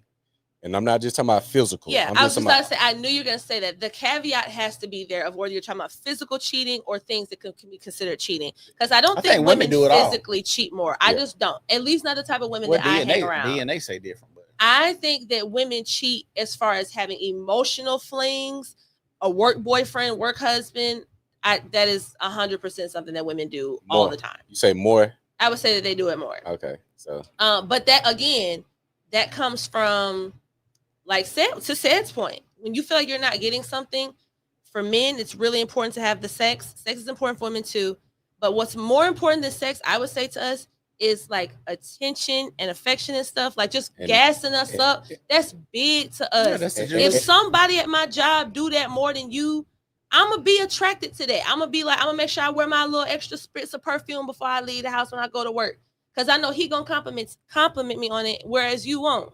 See, that's why I agree to it a point, but I would say in this world, we in modern day America, I think the woman has become so insatiable. It wouldn't even matter if all her needs and it. I still want his attention right there. I don't think that matters. I'm gonna tell you, I just look at consumption reports and I just follow a bunch of women. I've been following women for the longest. I'm adding this to my Louis V collection. Did my 9th purse. The other 6 ain't do it. You gotta get 3 more. Okay, I got this for my YSL collection. Everything I see when men too. Now I ain't gonna just put this on women, but the consumer in America having enough ain't enough no more. I need way more. 50 bottles of cologne. Well, I got 100. I got 150 bottle collection. Well, that comes from comparing your life on social media. But that's what I'm saying. This is what social media has done to us. I'm speaking as far as modern day. To your point, I don't think the lack of or you not meeting my need, I don't think that's a fact anymore. I think I can very well be meeting your needs, but because you want it. I think the same thing about what Sed is saying. You look at naked, not you personally, I'm saying y'all men look at naked women all day long. Yeah, that's why I say your wife ain't gonna satiate your sexual needs. You looking at hoes bouncing around and doing all this stuff all day long. She's just one person. But hold on. But wasn't my other caveat to this is because I have this need that's not being met, I'm using that porn as an outlet. Not the porn is making me not have a need for her, that I'm using the porn because she ain't having a need for me. How will you ever know though? How will you ever know where the cycle really started? How will you really ever know what led it there? It's individual. So like we just talking just hypothetical. So like for you, so you don't think it's necessarily the same for most people. You think it's just individual based. I do think it's individual based. I do. Yes, it's demographic based too. You could tell, you can pull up the studies from this age group to this age group. This is what most of the people may be dealing with. And you can look at race. You can break it down a few different ways: race, age, demographic, environment, location, rural areas. People in the country ain't finna be fucking like motherfuckers in the city that stand on top of each other. So you can break all of this down on a microscopic level. But my only argument is that the needs not being met incites or influences me to get needs met from somebody else. I believe that we're just so insatiable to where no matter how much my needs and wants are being met, I still want that because it's my ego. The ego is insatiable. Yeah, it ain't enough. I believe that. I believe that goes for men and women. But I think a woman cheat more. And my mom used to always tell me that women cheat way more. She said you don't get the saying "mama's baby, daddy's maybe." I don't know. You don't get shows like Murray, and then people talking about I worked in Tennessee where they got to make a law because after you did all this paternity tests, 33% of the men in question are not the fathers. We ain't talking about the niggas that's married that think the baby's heels and he ain't tested them. 33 is a fucking lot. But those people, just to play devil's advocate, those aren't necessarily women in relationships. As a single woman, of course, I don't justify it, but I'm saying you could be sleeping with a bunch of different men. That's not the same as you cheating more often. Yes, because hold on, how many videos have we seen where the nigga just been in a relationship 10 years and I just randomly got my baby tested? He ain't mine. 8-year-old boy. They peg the provider guy as the husband or a father or whatever title gonna ensure his responsibility. Right. I need to you the dad because I done seen you need to get him because he got a good job. Yeah. Little Juju man, he ain't do it. Get him because he got the good job. He got the benefits. So that's what I'm saying. Yeah. Like it don't necessarily mean you single. We done seen plenty of videos. Nigga, I'm gonna kill her. I found out he ain't mine. I found out he ain't mine. Like I said, even when you watch Murray, we've been in a relationship all these years. I just want to figure out if these my kids. Found out they ain't his kids. Like the idea that, and I think most women, honestly, cheating more is probably going to be, or sleeping around more is probably going to be with women in relationships. Out of the women that you know that are in committed relationships or married, basically out of all the couples you know, of anyone that you know that does cheat, in your personal experience, is it more so the women than the men? So I'm going to say this. I don't know many couples. Okay. Maybe people that you've had on the show that you've talked to. I haven't had a lot. Have we had many couples come on the show? Most of them been single, just got broke up, whores. Let me see. T-Time, Supreme. Yeah, she can't well do. You know what she doing? You see that dynamic. Okay, so yeah, she probably cheat. I know a lot of couples. Most of I can't say is a lot of cheating on one side or the other because I don't think if I'm not the. Let's say I'm not in the know, I'm not the friend of the woman. I ain't gonna know anyway. I mean, because the nigga ain't finna tell you. He ain't finna tell you his chick out here bad. Right. But if I go, I can say, oh yeah, he out here doing this thing, whatever. But if the woman do it, I can't say this is in response to what she did in the dark. He just out here acting out. But I have seen those dynamics where the woman cheated earlier and now the dude say, enough of that. I'm not telling him back down. He outside now. I see him out every weekend now. I don't know, man. I just feel like I'm not trying to play devil's advocate for women, but I'm just saying whenever I hear people try to advocate when men they say black men don't cheat and they be like, oh, it's just because we don't actually be in relationships with y'all. Y'all just think you're in a relationship. Well, maybe it's the same for them women. Maybe them men just think they in relationships with them women and really they not. No. It don't work like that. It don't work like that. I'm gonna tell you why. Because men don't have to live in the delusion. We're gonna make sure we understand titles. So and we respect titles. That's why like military is good for men and stuff like that. Jobs, we understand hierarchy and titles. So that's why when you've been in a relationship or I've been in a relationship with women, they say, what are we? Because now she's trying to get in. Now I'm not finna sit here and say, oh, we're in a relationship. No, hey, we just kicking. I thought we were just having sex. And then I know now that she asked me, what are we? She wants to progress this, whatever we doing. And we just messing around. She wants a relationship. Now I got to tell her, hey, this ain't never gonna be a relationship. I like having sex with you. I thought you like having sex with me. Now you want something more out of this. Because women do really think their vagina costs more than the penis, which it doesn't, not in my book, but they think that the vagina costs more than the penis, so that's why they got to get more bang out the buck. Nigga, you just fucking on me 6 months and then asked me to be your girlfriend and took me on no dates or did nothing special for me for 6 months. I'm finna go find. But what about the nigga. men that do that though? Like the men that'd be the part that gets me. Like, thank God, obviously, I don't have to deal with this type of stuff anymore. But a long time ago, you know, it would be the guys that they would take me out on dates or. Well, why you ain't with them now? No, I'm just asking, why do men do that? What you mean? Like, because I get what you're saying. It should be obvious to a woman that a man is not interested in something serious with you if he just literally just shows up to screw you and then goes back home or something. Mm-hmm. But for the types of guys that spend ample amounts of time with you, you go on dates, y'all are really kind of building a bond. Y'all talk to each other mostly throughout the day. Like, there's a lot of women in situations like that. Where there's no situationship, but it ain't no commitment. Right. And I just wonder, like, I guess maybe the man just feels like if she's gonna let me have all this access to her without a title, then that's dumb on her part. If I had a daughter, I would never let her go out there and let a man have access to her like that. Like if a nigga just swoop up on you and just have sex and you don't know what y'all doing, and you just going with the flow, don't ever be a go with the flow chick. Then you gonna always get fucked over. I'm just going with the flow. I don't want to rough with no fellas. Like, I respect the chick that's saying, what are we more so than the chick that's like, oh, I'm just going along to get along. Yeah, because that's not even natural for a woman. Like, that's a message to women. Like, don't be out here trying to play like men do. Be bask in your femininity. We have feelings. They want to be, we but they get want to be attached men. to people. Bask in that and just find you a man that goes with that. Don't try to change. You know they want to be men, Jazz. Jazz, you know they want to be men. They want to be men real bad. Real bad. But like I said, I don't condone cheating. I'm gonna say I'm put this out. I don't condone cheating. This disclaimer. I don't condone cheating, but people do it. Hell, sometimes it's needed. It depends on what you got going on in the house. If it's needed, that means you condone it. Depends on who it is. I said for me, I don't condone it. Because I think what's misconstrued is cheating versus me actually having, because people see something, they don't know what me and my woman discussed before we left this house. Right. They don't know what kind of arrangements we have for this period. I may be outside and people say he cheating on this girl. My girl just gave me a hall pass. Yeah. Or, my wife just said, you know what, I understand. You got this chick. I'm a deal with it. You don't know we had that conversation now. I just feel like women really do understand and really respect niggas that be honest with them. Yeah, like I just don't know how you, because the thing is, and this is some real shit. I'm gonna use my relationship for example.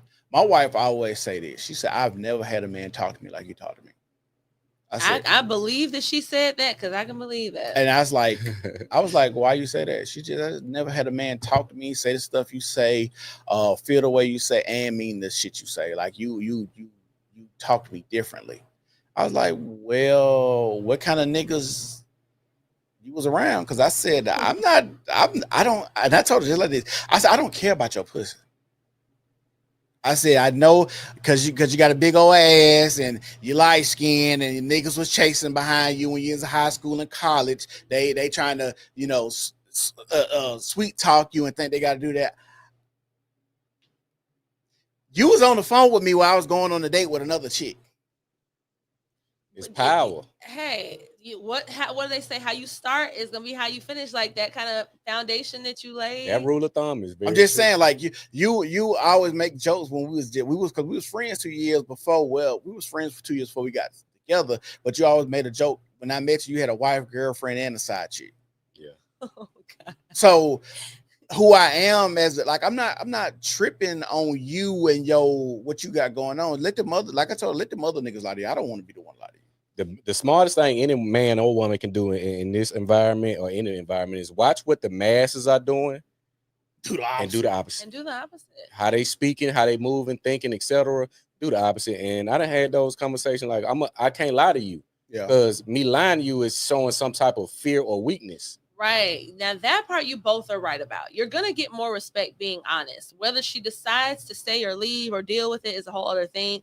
But you will get some respect at least for just being honest. Because the lying, the conniving, I think that's what makes people so angry too. Like the gentleman that deleted that guy. It's like the deception of it all. This times where I'm thinking that you're here, but you're really here, and times that we're talking we're texting, you're texting me, and this guy is sitting right next to you or something. And that's why I look at women say, I want this provider, nice guy, all this, a guy that's just gonna acquiesce to me. Those guys, they Nice may guys do finish that. last. They may do that, but if you play with them, they're gonna punish you. Because they innately know what they're doing goes against their biological imperative. So they really going out of their way to try to be good to you and do right by you, and you have the nerve to still playing on my kindness is going to be a knee-jerk reaction like we saw last week. You know, rest in peace. But it be like that. We talked about a lot today. I know we went on some tangents. I think the audience seemed to like it. We kept a good steady stream of people watching. We appreciate y'all for tuning in. But like I said, it's a lot going on right now. We discussed this first wave of this. I'm calling it martial law. They don't want to say that because they don't want to alarm the public. But this is the first city. Again, they had already. You saw reports where they sent troops into Memphis, and it's been very quiet about troops those in troops. Memphis then? That was the first he was city. saying a few months ago. Yeah, they did that a few months ago. What? Yeah. Oh, we talked about it. But we ain't talked about it in mass. Oh, but we were like, they sent the troops into Memphis already because they were talking about the crime, the murder rate. Yeah. I think a lot of other cities are going to get it. This is just a test, but you got to clean up home first. So if you are doing crime, you out here doing anything disorderly, this new environment we going into, it's not going to be like the old one. Yeah. If you go to the 80s, 90s, 2000s, all these environments have been uniquely different. I agree. You can't expect none less going into the 2025s and the 2030s. I agree. Well, we're gonna talk about, I guess, why the dude with the gun Wednesday. So we gonna have 2 hours. I want to talk about the dude with the gun. Why I keep my gun? Saying he gonna yeah. For black people, we can talk about that. Outrage Wednesdays. Yeah, it's a few videos like that. Yeah, I'm gonna start recording a lot more reels too, because I've been seeing so much. I'm back on Twitter here again. You got Said, Twitter? you know, that's always your bread and butter. Like people love watching sets like shorts and reels and TikToks and stuff. Hey, I'm gonna be back on that because I got a lot to talk about. We got to do a Rumble exclusive where we can show the real shit. We can't. That's what we got to start doing. We got to start getting on Rumble. Y'all, hold on. Y'all get worse than this. On a different Rumble. Oh man, this really PG for real. Okay. Even though this for YouTube, this a lot of us is cancelable. But yeah, we got so many videos. We want to actually show like actual shootings and fines and slamming motherfuckers. And we got 1,000 videos we got 1,000 videos in the chat. 1,000 probably. Yeah, it's just so much stuff we come across. World Star stuff. It's a bunch of different stuff we just come. They all talking about that on World Star now. The dude got killed. You seen it on there? Yeah, it's trending. It's trending. That's crazy. Oh yeah, it is trending. I've been seeing people making YouTube videos about it or whatever, and it's like, that's, and you know who really is the biggest victim in that? Of course, his wife. In my opinion. That humiliation, you can't even grieve properly because every time you turn around, you see your husband's face plastered on the internet with people talking about him cheating on you. Get off the internet. I disagree. You grieving, and the reason I disagree because he been cheating on him. I don't think, because his pattern, even being able to spend a night at somebody else's house like that. But to your point, like, okay, ain't men be the same ones that tell women they insecure or controlling when they say things like, "No, you're not gonna go spend the night at your homeboy house.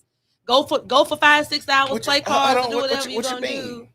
I'm saying I've heard you use verbiage like controlling when it comes to women saying that they man shouldn't do certain things. So if the woman had told him, "No, you only be spending the night somewhere," then Jazz, I don't think I ever used the word controlling. Said I have a literal text message. Oh, Chris, she got you. Chris, you ever heard me use the word controlling? Hold on. But Chris, have you ever heard me use the word controlling? Not in what context? Like just being it's so good. These phones are so good. You can actually search for a keyword. I'm gonna search the word control. Hold on, I got to hop on the call real quick. All right, go ahead. No, we can wrap it up. All right. Oh, you want to keep it moving? Yeah, keep it going. I'm gonna see about this call. All right. Yeah, you told me I was a little controlling. I'm talking about you, not women. I'm a woman. Yeah, because we was talking about something else. I don't think that changes it. I don't think that's what I'm saying. For in the most part, I don't say women are controlling, but I didn't say that you said women are controlling. I'm just saying you've mentioned controlling behavior. But hold on, this is what you said verbatim. You say women do controlling when they won't let their man do certain things. That's what you said. Yeah, I said you would call a woman controlling if she told her man not to. And I said I don't use the term controlling, but you looked it up and said I called you controlling because of something I asked my man not to do. Right, but not as women as a whole. I'm just talking about your actions. I don't think a lot of women are controlling by nature, but you are doing something that it was controlling. So would you consider it controlling if that woman told her husband that she didn't think it was appropriate for him to spend the night at a friend's house? No, I just think that's what married people would probably tell another married person. So you think marriage is the difference? No, it's not. Marriage is not the difference. I think if you're in a relationship with somebody and you trying to protect your body and stuff like that, saying I don't think it's appropriate for you to spend it at somebody's house, I don't think that's controlling. I think that's depending on how you establish your relationship too. Because like I said, most niggas ain't established their relationship where they're out here cheating and doing stuff like that. But do I think she knew he was a cheater? Yes. I don't think you just go spend a night at chicks' houses and stuff like that in the city. I mean, yeah, I agree with that. Like, so she knew she didn't call him cheating before. I'm pretty sure of it. I mean, I get that, but that doesn't mean the whole world now knows about it though. Like when you said you don't feel sorry for her or whatever, like that's knowing something to yourself ain't the same as everybody else knowing. Right, but I don't feel sorry because you continued in that relationship. Not like because this is the thing. If I continue to say my wife cheating on me, I gotta understand what comes with that. It could mean a nigga laying in the bushes to kill me. She could take some money. It could be it's a lot of different steps that come with her being cheating on me. I gotta take whatever comes with that. She could go get killed, be in a car with somebody else, and somebody roll up. She with another chick man, and she shoot both of them. That if I stay in that, I take whatever comes with that because now I open my relationship up to the world too. Because that's basically what you're saying. You open your relationship up to the world too. So whatever comes to that, I'm okay with it. So that's why I don't feel bad for her because if she stayed in that relationship where I'm guaranteed she didn't caught this man cheating plenty of times. Get what you get. I mean, they have kids. I feel bad for the kids now. I do feel bad for the kids because you got to think about it. Your daddy died while cheating on your mama. Cheating on your mama, and everyone knows it. And everybody knows it. Like that'd be crazy. Like that's gonna be the talk of the town for a very long time. I would move and change my name. Yeah, I'm sorry. Like I tell people all the time, and I say this for stuff that's less extreme than this. Yeah. For people like women, like if you're a young woman, or let's say like you like 30. And you spent the early part of your 20s and late teens hoeing around, and you live somewhere like a small, like move somewhere else. Yeah, like seriously, move across. That's why strippers don't strip in their hometown. Most of the time, when you go to strip club, they be from other cities. Yeah, it's like don't let yourself just be labeled like that for the rest of your life. Go somewhere where people don't know you. See the issue, but the issue is wherever you go, you gonna always be there. So yeah, if you haven't changed, then you just gonna end up doing the same thing. I think a lot of habits are embedded in us so much that people think that they can move or they think that they're healed, but that's why we got this term called triggered. So you get triggered or something that you find yourself in the same perpetual state doing the same thing, riding the cock carousel or baloney pony again. So it just happens like that. I think a lot of women do move to other cities because they're trying to clean their slate, the image and stuff like that. But wherever you go, you there.